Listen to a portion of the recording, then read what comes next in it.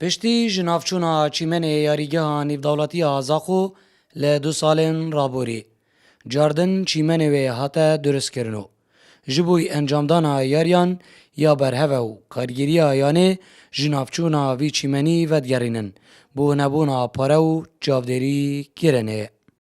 فتره بوری ده یاریگه هات بیشناف برن راستی تایبت چیمن یاریگه بجن آواهین یاریگه و اگنام گلک زارارک مثلا سپاس به حکومت هرما کردستان کجمه که پارایات ترخان کرنه افریقا یاریگه پرنگه که دیده درکتی بس همجا هر محتاج یعنی اف جوره منشآت تنی محتاج صیانه بردوام یعنی هر دم لازمه چاودیری له بته کرنه کجمه که پاره مثلا بو وقت سلفه که بود بیت ترخان کرنه تا بردوام بیت صیانه کرنه نه جاره که دو جاره یعنی محتاج پاره که بردوامه.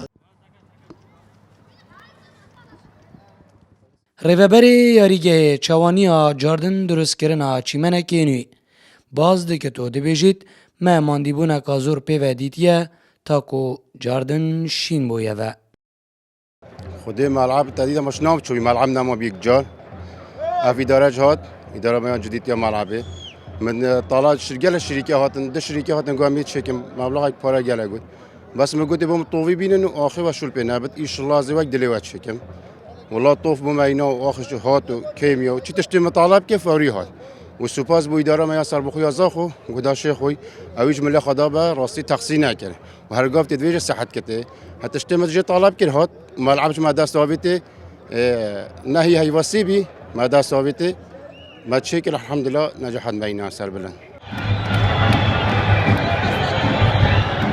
یاریگه نیفدولتی زاخو به کشم 12 میلیون دلارن لسالا 2015 هاتیه آوا کرنو 20,000 هاندران بخوه دیگریتو زوربه یارین خوین دخولا عراق تپا پیدا یا نزاخو تیدا انجام داینو پشتی چیمنه و دوباره هاتیه نیجن کرن جوانه لحفتیا بهت یاریا دنابر آیانه آزاخو کار بادا جخولا عراق تپا پی تیدا بهت انجام دان زیروانگولی با دینان زاخو